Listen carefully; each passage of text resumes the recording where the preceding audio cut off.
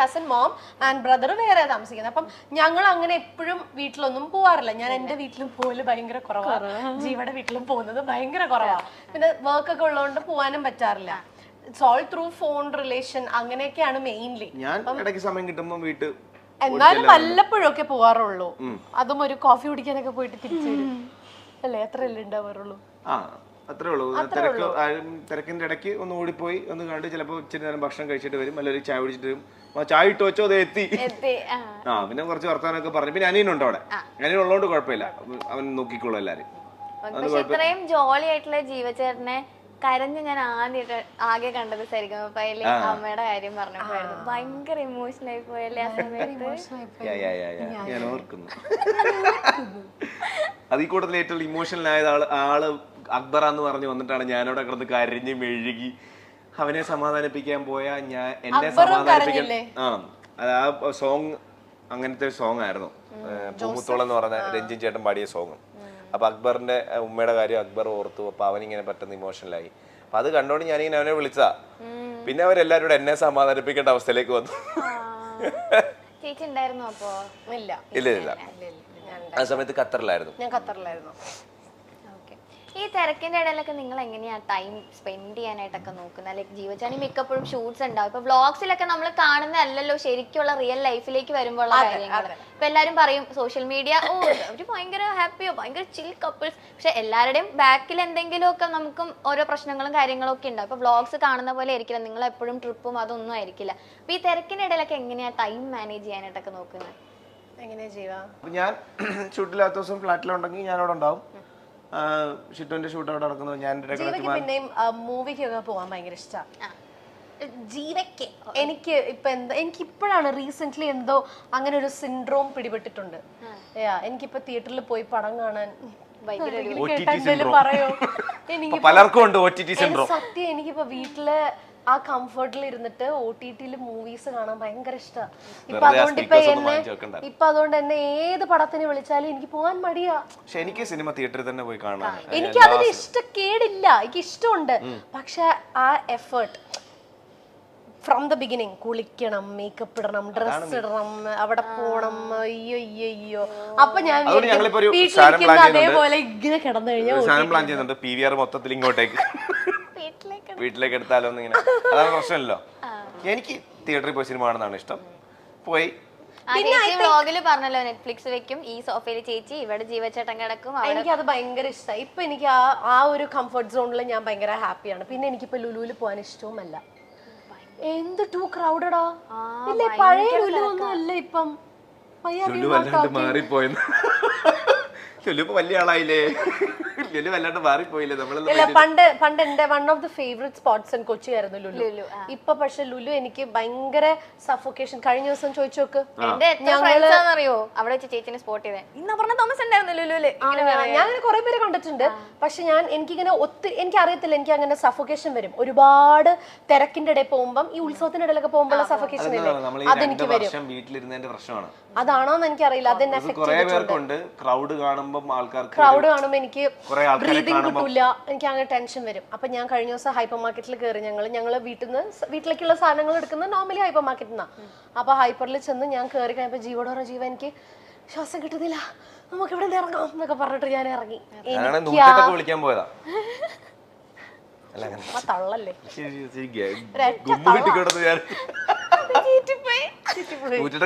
ചുമ്മാ തള്ളല്ലേ, അങ്ങനത്തെ സിറ്റുവേഷനിൽ എനിക്ക് ഒരു പ്രശ്നമില്ല. ഈ വൃത്തികെട്ടവന്റെ കുഴപ്പം ഇതാണ്. മാറോ, കൈ കാലിന്ന് വിടറോ, കാലിന്ന് കൈ എടുക്കണോ, വേണ്ട. ഞാനൊരു ലുലു ഇട്ടെ വീട്ടില്. ഹൈപ്പർ മാർക്കറ്റ് ഒരു പ്രശ്നമില്ല. എനിക്ക് ആൾക്കാർക്ക് ഉള്ളതാണ് എനിക്ക് സന്തോഷം. അയ്യോ, ജീവ എൻജോയ്സ് ദാറ്റ്. ഞാൻ കണ്ടിട്ടുണ്ട് ജീവ തിരക്കിന്റെ ഇടയിലൊക്കെ ഇരുന്നിട്ട് ജീവ അങ്ങ് എൻജോയ്. എനിക്ക് ഇപ്പം ആദ്യമൊക്കെ കുറച്ചു പേര് അറിയുന്നത്, ഇപ്പൊ കുറെ കൂടെ ആൾക്കാർ അറിയാം. അപ്പൊ അവരൊക്കെ വന്ന് സംസാരിക്കുന്ന, ഫോട്ടോ എടുക്കുന്നത് എനിക്ക് ഭയങ്കര ഇഷ്ടമാണ്. ഞാൻ ഭയങ്കരമായിട്ട് എൻജോയ് ചെയ്യും. അതൊരു എത്ര തിരക്കുണ്ടെങ്കിൽ ചിലപ്പോൾ ലാസ്റ്റ് മിനിറ്റ് PVRലൊക്കെ ഓടുന്ന ഗ്യാപ്പിലാണെങ്കിലും ഇങ്ങനെ കാണിച്ച് ഓടുന്ന ഗ്യാപ്പിലാണെങ്കിലും ഒരു സെൽഫിക്കൊക്കെ നിന്നോടുന്നു എനിക്ക് ഭയങ്കര ഇഷ്ടമാണ്. കാര്യം ഈ പറഞ്ഞ പോലെ നമുക്ക് സിനിമയാണ് ആങ്കറിങ് ആണെന്നൊക്കെ പറഞ്ഞാലും ഈ കാണാൻ ഈ പറയുന്ന ആൾക്കാർ ഉള്ളപ്പോഴാണല്ലോ നമ്മൾ ഇതൊക്കെ ചെയ്തിട്ട് കാര്യമുള്ളൂ. അപ്പം ഒരു 2 seconds കൊടുക്കാൻ റെഡിയാ സമയമുണ്ടെങ്കിൽ. നമ്മൾ എവിടെയെങ്കിലും ഈ പറഞ്ഞ പോലെ പിന്നെ ഈ ചില സ്ഥലത്ത് പോയി കഴിഞ്ഞാൽ ഇപ്പൊ ഞാൻ ഹോസ്പിറ്റലിൽ പോയി, അമ്മച്ചിക്ക് വയ്യാതെ ഹോസ്പിറ്റലിൽ പോയി, അവിടെ ചേട്ടാ സെൽഫി ചെയ്യുന്നു ഐസിയുടെ മുമ്പിൽ.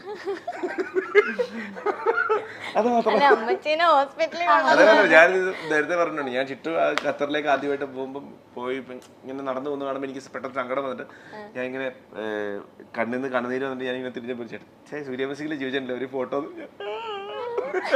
അത് മാത്രമേ ഉള്ളൂ, അല്ലാതുള്ള സമയങ്ങളിലൊക്കെ ഞാൻ ഓക്കെയാ, ഞാൻ അത്ര എൻജോയ് ചെയ്യും. അതുകൊണ്ട് തന്നെ ഞാൻ സിനിമ കാണാൻ പോകുമ്പോഴും ഞാൻ ഇടയ്ക്കിടയ്ക്ക് ഇപ്പൊ കാക്കനുള്ള സ്ഥലത്താണെങ്കിൽ ഞാൻ വൈകുന്നേരം ചായ കുടിക്കാൻ ഇറങ്ങും. അത് നോർമൽ നമ്മുടെ ഈ പറഞ്ഞ വഴിയോരം അങ്ങനെയുള്ള സ്ഥലത്ത് ചായ കുടിക്കാൻ എനിക്ക് ഭയങ്കര ഇഷ്ടം, ആൾക്കാരോട് സംസാരിക്കാനും. നമുക്ക് അറിയാൻ പറ്റില്ല, ഞാൻ ജീവയുടെ ഏറ്റവും വലിയ ആഗ്രഹം ഒരു KSRTC പ്രൈവറ്റ് ബസ്സിലോ കയറണം. അതാണ് ഇപ്പോഴത്തെ ഏറ്റവും വലിയ ആഗ്രഹം. കഴിഞ്ഞ ദിവസം എന്നോട് പറഞ്ഞു എനിക്ക് ബസ്സിൽ കയറണം. ഞാൻ സൂര്യ മ്യൂസിക്കിൽ ഉണ്ടായിരുന്ന സമയത്ത് ഞാൻ എൻ്റെ നാടായ മാവേലിക്കരയിലേക്ക് പോകുന്നതും വരുന്നതും ഒക്കെ ബസ്സിലായിരുന്നു. ഞാൻ വൈകിട്ടത്തെ ഷോ കഴിഞ്ഞിട്ട് ഞാൻ KSRTC ബസ്സിന്റെ സൈഡിൽ കയറിയിരിക്കും, ഹെഡ്സെറ്റ് ചിലപ്പോൾ പാട്ട് വെക്കും, അല്ലെങ്കിൽ ഇങ്ങനെ ഇങ്ങനെ ഇരുന്ന് ചിലപ്പോൾ ഉറങ്ങും. അപ്പോൾ ഈ കാറ്റൊക്കെ അടിച്ച് ഞാൻ അവിടെ ചെന്നിറങ്ങും. മാവേലിക്കരയിലെ ഫ്രണ്ട്സ് ആരെങ്കിലും പിക്ക് ചെയ്യാൻ വരും, വീട്ടിലോട്ട് പോകും. തിരിച്ച് ഒന്നെങ്കിൽ ഞായറാഴ്ച പോയിട്ടോ അല്ലെങ്കിൽ തിങ്കളാഴ്ച വെളുപ്പിനോ ഇതേപോലെ തന്നെ അങ്ങനെ കണ്ടിന്യൂ എല്ലാ ദിവസവും പോയി വന്ന്. അപ്പച്ചന് വയ്യായിരുന്നു, അപ്പോൾ എല്ലാ ദിവസവും പോയി വന്ന ദിവസങ്ങളും ഉണ്ട്. അപ്പോൾ അത് കുറേ നാളായി. അപ്പോൾ എനിക്കൊന്ന് പോയാൽ കൊള്ളാമെന്നുണ്ട്. ട്രെയിനിൽ കയറിയാൽ കൊള്ളാമെന്നുണ്ട്.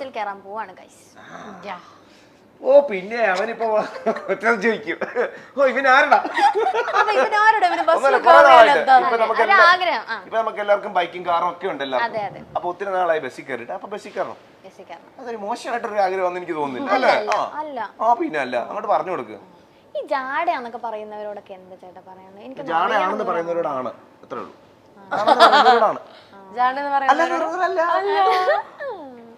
പിന്നെ നമുക്ക് ഇപ്പം നമ്മൾ ഇന്റർവ്യൂവിന് വരുന്നതിന് മുമ്പ് ഇപ്പൊ പാറുവിന്റെ ഫ്രണ്ട്സ് ആണെങ്കിലും ഇപ്പൊ പാറു ആണെങ്കിലും ഇപ്പൊ ഞങ്ങളാണ് ഇന്റർവ്യൂവിന് വരുന്നത് എന്ന് പറയുമ്പോൾ പല അഭിപ്രായങ്ങളുണ്ടാവും. ഒരാളെ പറ്റി കുറെ ആൾക്കാർക്ക് പല അഭിപ്രായങ്ങളാണല്ലോ.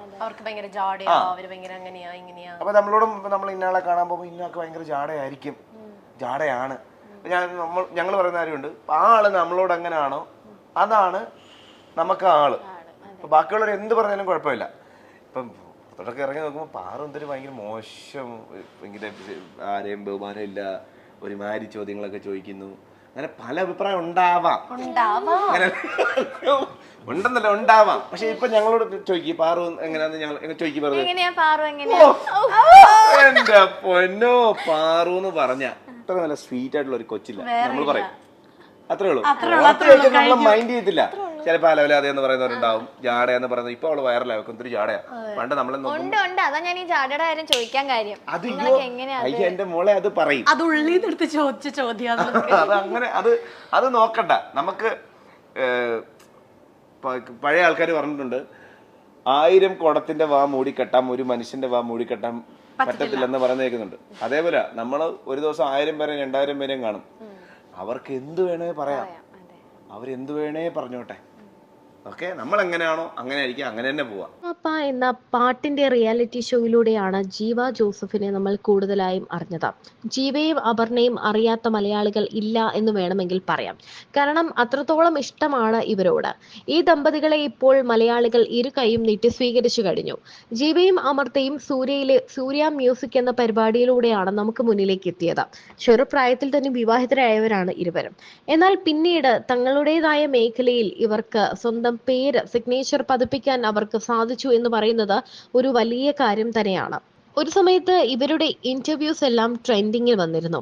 ഇവരുടെ കുടുംബ വിശേഷങ്ങളും ഫ്ലാറ്റും ജീവിത രീതിയും പ്രത്യേകിച്ചും ജീവയുടെ സംസാരം കേൾക്കാൻ തന്നെ ഒരുപിടി ആരാധകർ എപ്പോഴും ഉണ്ടായിരുന്നു. എല്ലാവർക്കും എന്തോ വലിയ ഇഷ്ടമാണ് ജീവയോട്. അതേ ഇഷ്ടം തന്നെ അപർണയോടും ഉണ്ട് എന്നതാണ് സത്യം. തങ്ങളുടെ വിശേഷങ്ങൾ പറഞ്ഞ് ഇരുവരും എത്തുമ്പോൾ എപ്പോഴും കാണികൾക്ക് സമയം പോകുന്നത് പോലും അറിയാറില്ല. ഇവരുടെ ഇന്റർവ്യൂ എടുക്കുമ്പോൾ തന്നെ നമ്മൾ എത്ര നേരം വേണോ കണ്ടിരിക്കും എന്നതുപോലെ തന്നെയാണ്.